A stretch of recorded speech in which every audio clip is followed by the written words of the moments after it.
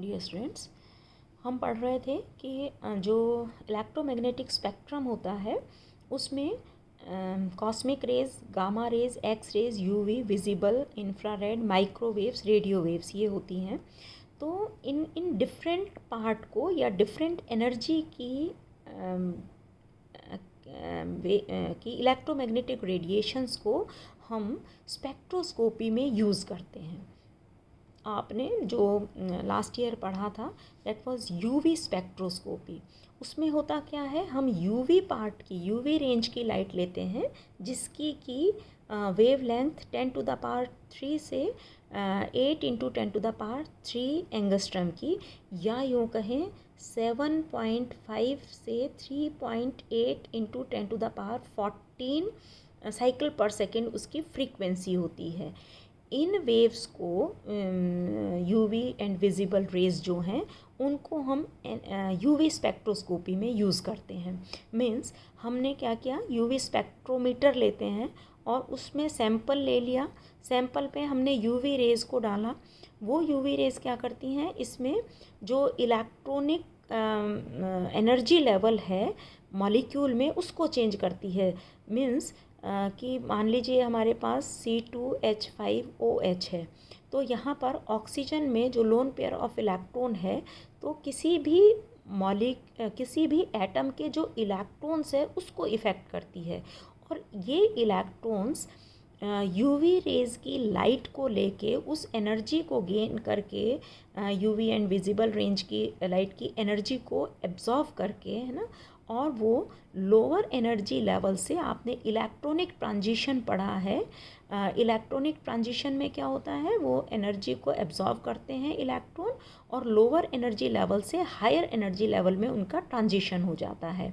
आपने पढ़ा हुआ है sigma to sigma star transition, pi to pi star transition, non bonding electrons जो होते हैं वो पाई स्टार में, या नॉन बॉन्डिंग इलेक्ट्रॉन जो हैं वो सिग्मा स्टार में ट्रांजिट कर जाते हैं। तो एनर्जी का एब्जॉर्प्शन होता है और जो इलेक्ट्रॉन्स है वो लोअर एनर्जी लेवल से हायर एनर्जी लेवल में ट्रांजिट कर जाते हैं। उसमें जो एनर्जी का एब्जॉर्प्शन होता है उसके कारण हमको स्पेक्ट्रम मिलता है। इस रेंज की जो वेव लेंथ होती है दैट इज़ 2000 to 8000 एंगस्ट्रम। या यो हम कहें कि यूवी स्पेक्ट्रोस्कोपी में हमने जो इलेक्ट्रोमैग्नेटिक रेडिएशंस यूज़ की हैं उस रेडिएशन की एनर्जी बहुत हाई होती है, और वो एनर्जी इलेक्ट्रॉन्स का, किसी भी कंपाउंड के इलेक्ट्रॉन्स का, जो नॉन बॉन्डिंग इलेक्ट्रॉन्स होते हैं या बॉन्डिंग इलेक्ट्रॉन्स होते हैं, सिग्मा या पाई बॉन्ड के इलेक्ट्रॉन्स होते हैं, उनका लोअर एनर्जी लेवल से हायर एनर्जी लेवल में ट्रांजिशन करती है। और इस ट्रांजिशन में जब एनर्जी का एब्जॉर्प्शन होता है तो उससे हमको स्पेक्ट्रम मिलता है। उस स्पेक्ट्रम को हम स्टडी करते हैं और हम ये देखते हैं या इसको एनालाइज करते हैं कि कौन सा बॉन्ड होगा या कौन से इलेक्ट्रॉन होंगे या कौन सा कंपाउंड हो सकता है जिससे कि ये हमको जो ट्रांजिशन या ये स्पेक्ट्रम मिलता है ये इसके कारण मिल रहा है। दूसरी तरह की ऑर्गेनिक केमिस्ट्री में आप पढ़ते हो इंफ्रारेड स्पेक्ट्रोस्कोपी। इसमें भी इसी तरह से आप सैंपल ट्यूब में ऑर्गेनिक कंपाउंड लेते हैं और इंफ्रारेड रेंज की, यानी कि वो इलेक्ट्रोमैग्नेटिक रेडिएशन जिसकी की वेव लेंथ 8 × 10⁻³ से 3 × 10⁻6 एंगस्ट्रम, इस रेंज की या इस एनर्जी लेवल की जो रेडिएशंस होती हैं जिसकी एनर्जी यूवी से कम होती है, उसको हम यूज़ करते हैं। और इन इलेक्ट्रोमैग्नेटिक रेडिएशंस में, इंफ्रारेड इलेक्ट्रोमैग्नेटिक रेडिएशंस में उतनी एनर्जी नहीं होती कि वो एटम के जो इलेक्ट्रॉन्स होते हैं या बॉन्ड के जो इलेक्ट्रॉन्स होते हैं उनका ट्रांजिशन कर सके। वो केवल क्या करते हैं, इन बॉन्ड को, मान लीजिए कार्बन हाइड्रोजन का बॉन्ड है तो इसमें या तो वाइब्रेशन होंगे या ये रोटेट करेगा। तो changes in vibrational and rotational movement of the molecule for the detection of almost all the functional groups we use this infrared spectroscopy. अगर हमें किसी भी ऑर्गेनिक कंपाउंड के फंक्शनल ग्रुप का जनरली जब पता करना होता है तो हम इंफ्रारेड स्पेक्ट्रोस्कोपी यूज़ करते हैं।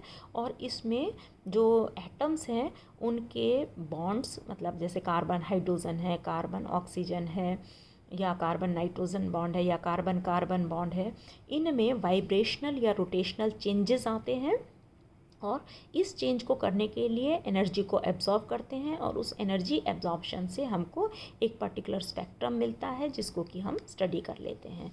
तो ये है इंफ्रारेड स्पेक्ट्रोस्कोपी। इंफ्रारेड में हम ये पढ़ते हैं। नेक्स्ट जो हमें पढ़ना है दैट इज़ NMR, और उसमें हम जो यूज़ करते हैं वो रेडियो फ्रीक्वेंसी की इलेक्ट्रोमैग्नेटिक रेडिएशंस यूज़ करते हैं। इनकी एनर्जी आपने देखा था कि रेडियो वेव्स की एनर्जी मिनिमम होती है। सबसे ज़्यादा कॉस्मिक रेज, फिर gamma, X rays, UV, visible, infrared, micro and radio waves. बहुत कम एनर्जी है इनकी और इसीलिए इनकी वेवलेंथ जो है वो बहुत ज़्यादा होती है। रेडियो वेव की वेवलेंथ बहुत ज़्यादा होती है और आपको पता है जिसकी वेवलेंथ बहुत ज़्यादा होगी उसकी फ्रीक्वेंसी कम हो जाएगी। फ्रीक्वेंसी इन द सेंस कि एक पर्टिकुलर पॉइंट से एक सेकेंड में कितनी वेवलेंथ क्रॉस कर जाती है। ये मूव कर रही है, जो इलेक्ट्रोमैग्नेटिक रेडिएशन है ये इस डायरेक्शन में, एक्स डायरेक्शन में मूव कर रही है, तो एक सेकेंड में यहाँ से कितनी वेवलेंथ निकल जाएगी वो उसकी फ्रीक्वेंसी कहलाएगी। तो अगर मान लीजिए वेवलेंथ ज़्यादा है तो एक स्पीड तो सारे इलेक्ट्रोमैग्नेटिक रेडिएशन की सेम होती है, वेलोसिटी तो सेम है, तो अगर वो वेवलेंथ ज़्यादा है तो नंबर ऑफ वेवलेंथ कम निकलेगा। वेवलेंथ बड़ी होगी तो कम संख्या में वेवलेंथ निकलेंगी एक सेकंड में। और अगर मान लीजिए बहुत छोटी छोटी सी वेवलेंथ है तो एक सेकंड में ये वेवलेंथ बहुत सारी निकल जाएंगी तो उसकी फ्रीक्वेंसी ज़्यादा हो जाएगी। इन्वर्सली प्रोपोर्शनल है। तो रेडियो वेव्स जो हैं, रेडियो वेव्स की वेवलेंथ बहुत ज़्यादा होती है, मीन्स फ्रीक्वेंसी उसकी बहुत कम है और एनर्जी भी बहुत कम है। फ्रीक्वेंसी और एनर्जी दोनों डायरेक्टली प्रोपोर्शनल है, तो वो बहुत कम है। तो हम इसमें जो रेडियो वेव्स यूज़ करते हैं इनकी एनर्जी, इसका मतलब मिनिमम है। ये इलेक्ट्रॉन्स को, कोई जो कंपाउंड है, कोई भी ऑर्गेनिक कंपाउंड है, उसमें इलेक्ट्रॉन्स को इफ़ेक्ट ना तो वाइब्रेट करती है ना ट्रांजिशन कर पाती है। वो केवल जो एटॉमिक न्यूक्लियाई है उसको इफ़ेक्ट करती है और वो इसमें चेंज जो है, इसकी मैग्नेटिक प्रॉपर्टी में चेंज लाती है। या यूँ कहें कि जब हम स्पेक्ट्रोमीटर में ऑर्गेनिक कंपाउंड को रख के रेडियो फ्रीक्वेंसी की लाइट डालते हैं तो जो एटॉमिक न्यूक्लियाई होता है उसके स्पिन में चेंज आता है। मतलब अगर वो एक डायरेक्शन में स्पिन कर रहा होता था तो एनर्जी को गेन करके उसकी स्पिन की डायरेक्शन चेंज हो जाती है। तो जो स्पिन में चेंज होता है उसके कारण, या उसकी एनर्जी एब्जॉर्ब करता है या एमिट करता है, तो उसके कारण जो स्पेक्ट्रम मिलता है एनर्जी एब्जॉर्प्शन या एमिशन के कारण, उस स्पेक्ट्रम को हम रीड कर लेते हैं एंड उससे हमें ये पता चलता है कि कौन सा एटॉमिक न्यूक्लियाई या कितना कहाँ पर कैसे वो प्रेजेंट है। मीन्स NMR में बेसिकली हम एटम के न्यूक्लियाई को स्टडी करते हैं। और चौथा जो जनरली ऑर्गेनिक कंपाउंड में मास स्पेक्ट्रोस्कोपी यूज़ होता है, इसमें ionisation and fragmentation of the molecule into spectrum of fragment ion, means determinate, अगर हमें किसी मॉलिक्यूल का मॉलिक्यूलर वेट या उसका मॉलिक्यूलर स्ट्रक्चर पता करना होता है तब हम ये इलेक्ट्रॉन बीम इम्पैक्ट लेते हैं, मास स्पेक्ट्रोस्कोपी कहलाता है। तो अभी हमें जो मेन पढ़ना है दैट इज़ NMR स्पेक्ट्रोस्कोपी। इसकी थ्योरी क्या है NMR स्पेक्ट्रोस्कोपी की, कि जैसे हम किसी भी मॉलिक्यूल को स्टडी करते हैं या किसी भी एटम का स्ट्रक्चर अगर हम देखें तो आपको पता है बीच में न्यूक्लियस होता है, न्यूक्लियस में न्यूट्रॉन और प्रोटॉन होते हैं और इलेक्ट्रॉन जो है उसके चारों तरफ रोटेट कर रहे हैं। तो आपने इलेक्ट्रॉन पढ़ा हुआ है कि इलेक्ट्रॉन का प्लस हाफ और माइनस हाफ स्पिन होता है, या ये अपने एक्सिस पर, इसके चारों तरफ, न्यूक्लियस के चारों तरफ भी स्पिन करते हैं और अपने एक्सिस पर भी स्पिन कर रहे होते हैं। लाइकवाइज ये जो न्यूक्लियॉन्स हैं, न्यूट्रॉन और प्रोटॉन्स को मिला के जो न्यूक्लियस बना, these are known as nucleons and this is nucleus। तो न्यूक्लियस भी इलेक्ट्रॉन्स की तरह ही अपने एक्सिस पर स्पिन कर रहे होते हैं, रोटेट करते होते हैं। और ये जनरली किसी भी एटम के जो न्यूक्लियाई होते हैं वो जब उस पर कुछ भी वो नॉर्मल कंडीशन में है तो उनका स्पिन डीजेनरेट होता है, मतलब वो डिफरेंट डायरेक्शन में एक ही एनर्जी लेवल पर डीजेनरेट एनर्जी लेवल होता है, उस एनर्जी लेवल पर ये स्पिन कर रहे होते हैं, चक्रण कर रहे होते हैं। फिर जब हम इस पर इस ऑर्गेनिक कंपाउंड पर इसके न्यूक्लियाई जो होंगे वो डीजेनरेट स्टेट में होंगे, जब हम इसमें एक एक्सटर्नल मैग्नेटिक फील्ड अप्लाई करते हैं, मैग्नेट रखते हैं इसके चारों तरफ, तो ये जो डिफरेंट डायरेक्शन में या डीजेनरेट स्टेट में थे, इनका जो स्पिन है वो एक्सटर्नल मैग्नेटिक फील्ड B0 की प्रेजेंस में डायरेक्शनल हो जाता है, या यूँ कहें कि ये डीजेनरेट स्टेट दो एनर्जी लेवल में स्प्लिट हो जाती है, जिसको हम अल्फ़ा जीमान लेवल और बीटा जीमान लेवल, जो हायर एनर्जी लेवल है that is beta Zeeman level, और जो लोअर एनर्जी लेवल है that is alpha Zeeman level. Means कोई भी कंपाउंड जो होता है उसके न्यूक्लियाई, उस एटम के न्यूक्लियाई नॉर्मल कंडीशन में डीजेनरेट स्पिन स्टेट में होते हैं, मीन्स एक ही एनर्जी लेवल पर वो स्पिन कर रहे होते हैं, इनकी न्यूक्लियर एनर्जी सबकी बराबर होती है। लेकिन जब हम इस पर एक्सटर्नल मैग्नेटिक फील्ड अप्लाई करते हैं तो ये जो डीजेनरेट स्टेट थी ये दो एनर्जी लेवल में स्प्लिट हो जाती है, इनमें एनर्जी में कुछ डिफरेंस होता है, एक अल्फ़ा जीमान लेवल और दूसरा बीटा जीमान लेवल, इसकी एनर्जी कम होती है। उसके बाद जब हम इस कंपाउंड सैंपल ट्यूब में हमने ऑर्गेनिक कंपाउंड रख लिया, एक एक्सटर्नल मैग्नेटिक फील्ड कराया, डीजेनरेट से दो अल्फ़ा और बीटा जीमान लेवल में ये स्प्लिट हो गए, न्यूक्लियाई की एनर्जी, न्यूक्लियाई कुछ एक इस डायरेक्शन में, मतलब एक्सटर्नल मैग्नेटिक फील्ड की डायरेक्शन में स्पिन करने लग गए, उनकी एनर्जी कम है, और जो हायर एनर्जी के अनस्टेबल होते हैं वो एक्सटर्नल मैग्नेटिक फील्ड की अपोजिट डायरेक्शन में स्पिन करने लग जाते हैं।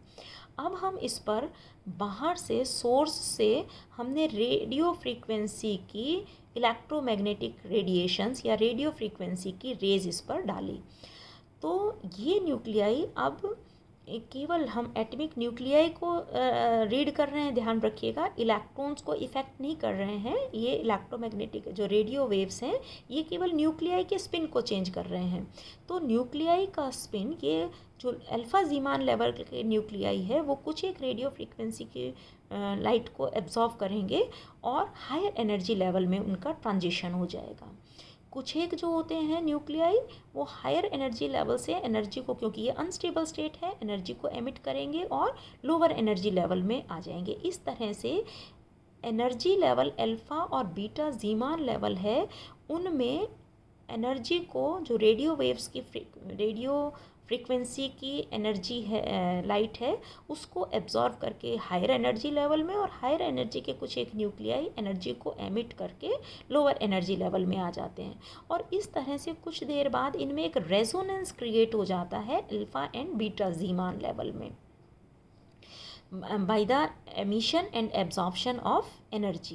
So after some time molecule जो nuclei है that comes in resonating state, resonance में आ जाते हैं, या यूँ कहें इक्विलिब्रियम आ जाता है इसका, या रेजोनेंस क्रिएट हो जाती है, और इस रेजोनेंस के कारण जब अल्फ़ा और बीटा जीमान लेवल में रेजोनेंस क्रिएट हो जाएगी, तब यहाँ पर हमको जो स्पेक्ट्रम है वो मिल जाता है, और इस स्पेक्ट्रम को हम स्टडी कर लेते हैं, दैट इज़ NMR स्पेक्ट्रम।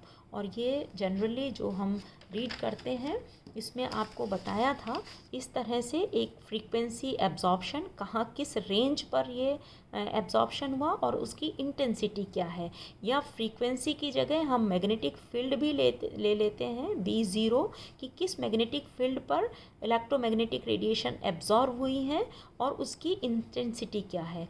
तो strength of magnetic field and intensity of the signal, इसके अकॉर्डिंग हमें सिग्नल NMR स्पेक्ट्रम मिल जाता है, और इस स्पेक्ट्रम को हम स्टडी करके पता लगाते हैं कि कंपाउंड का स्ट्रक्चर क्या होगा। तो this was the theory of NMR spectroscopy. Now we have to study 4 points main to elucidate the structure, and I will take in the next lecture. Okay, thank you.